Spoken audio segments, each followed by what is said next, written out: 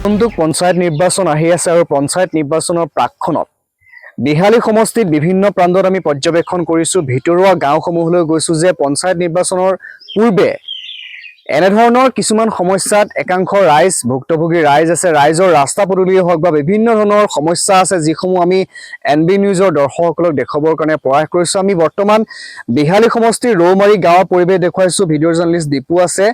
জৰাজীৰ্ণ এটা পথ আৰু এই পথটো বছৰ বছৰ ধৰি এনেধৰণে পৰি আছে আৰু এই পথটি দিয়ে প্ৰায় 10খন গাঁও সংযোগ হৈ আছে আমি কিছু আগলৈ যাম ইয়াৰ স্থানীয় বাসিন্দাসকল আছে পুৰুষ মহিলাসকল আছে আৰু এই পথটো দি 10খন গাঁও সংযোগ হৈ আছে আৰু এই পথেদি বিদ্যালয়লৈ ছাত্ৰ ছাত্ৰীসকল যায় অফিচ কাছাৰীলৈ বিভিন্ন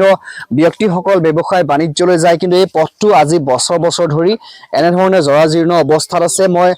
স্থানীয় বাসিন্দাসকল আছে মই তেওঁলোকৰ সৈতে কথা পাতিম মই দাদা আপোনাৰ ওচৰলৈ আহিছোঁ এই পথটি কিমান বছৰ এনেকৈ পৰি আছে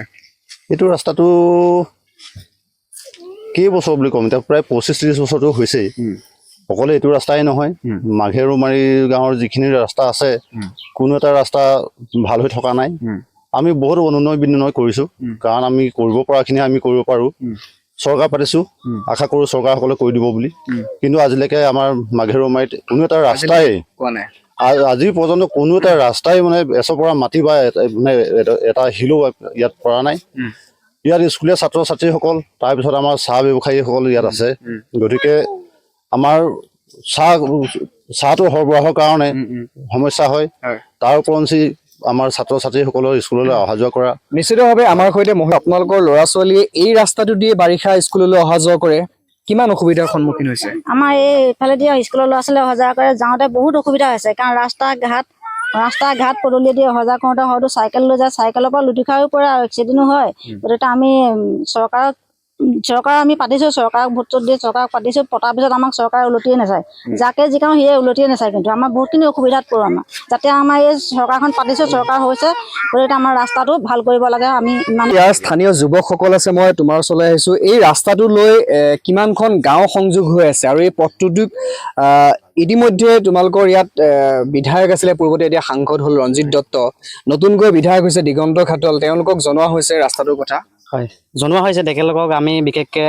তেখেত 25 বছৰ কাৰ্যকালত আমি তেখেতক 25 বাৰে কৈছোঁ যে আমাক এটা ৰাস্তা লাগে আমাক বিশেষকৈ এই কেইদিনমানৰ আগত আমাৰ এজন স্কুলীয়া ছাত্ৰ আপোনাৰ গৈ থাকোঁতে ৰাস্তাৰ পৰা চাইকেলৰ পৰা পৰি হাতো ভাগিলে আৰু ডুবো পালে তেনেকুৱা অৱস্থা আমাৰ ৰাস্তা মানে এইটো বুলি নহয় ৰাস্তা আপোনাৰ ইফালে যাব নোৱাৰে যিটো স্কুল আমাৰ ধৰি লওক আমাৰ কুশলকৰা স্কুল আছে কুশলকৰা স্কুলখনৰ পৰা আপোনাৰ জয়মতী স্কুল যাব লাগে জয়মতী স্কুলৰ যিটো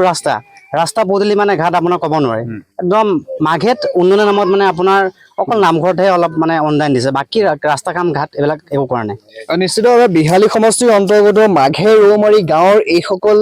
যুৱক বা এইসকল ব্যক্তিৰ অভিযোগ যে তেওঁলোকৰ 20 বছৰ তেওঁলোকৰ যি ৰাজহুৱা যিটো ৰাস্তাক লৈ বহু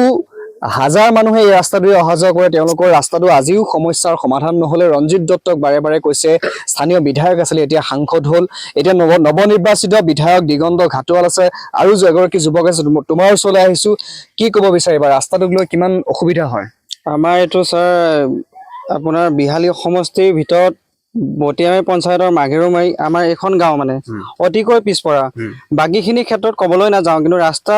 পদূলি আপোনাৰ বহুত শোচনীয় অৱস্থা বহুত বেয়া আৰু ইয়াত আপোনাৰ বাৰিষা ল'ৰা ছোৱালী যাব নোৱাৰে স্কুল বা আপোনাৰ বা ডেলিভাৰী মানুহক তেখেতলোকক নিবলৈ বহুত অসুবিধা হয় আমাৰ ইয়াত চাহ খেতিয়ক বহুত আছে তেখেতলোকৰ যিখিনি চাহ লৈ যাবলগীয়া আপোনাৰ ফেক্টৰীলৈ অৱস্থা মানে হয় গাড়ী কেতিয়াবা আপোনাৰ ফেক্টৰী নাপায়গৈও তেনেকুৱা অৱস্থালৈকে হৈ যায় তেখেতলোকৰতো বহুত লোকচান হয় আপোনাৰ এদিনত মিনিমাম তেখেতলোকৰ 10-15 হাজাৰ টকাটো লোকচান হৈ যায় তেনেকৈ আৰু ইয়াত আপোনাৰ কলেজ যাবলগীয়া ল'ৰা ছোৱালীৰ পৰা ধৰি লৈ আপোনাৰ LP স্কুল যাবলগীয়া ল'ৰা ছোৱালী ধৰিবলৈ গোটেই মানে বোকা আপোনাৰ বালি বহুত হেৰি হয় মানে ৰাস্তাবিলাক অৱস্থা নাইকিয়া হয় বাকীখিনি ক্ষেত্ৰত কৰিছে কিন্তু চৰকাৰখনে নকৰা নহয় কিন্তু মই সেইটো নিশ্চিতভাৱে আৰু এগৰাকী ব্যক্তি আছে মই আপোনাৰ ওচৰলৈ আহিছোঁ ৰাস্তাটোক লৈ ইতিমধ্যে কেইবাগৰাকীয়ে উল্লেখ কৰিছে 20-25 বছৰ ধৰি এনেধৰণেই পৰি আছে যাৰ ফলত কিন্তু কেইবাখনো গাঁৱৰ ৰাইজে দুৰ্ভোগ ভুগি আছে কি আহ্বান জনাব হয় আমি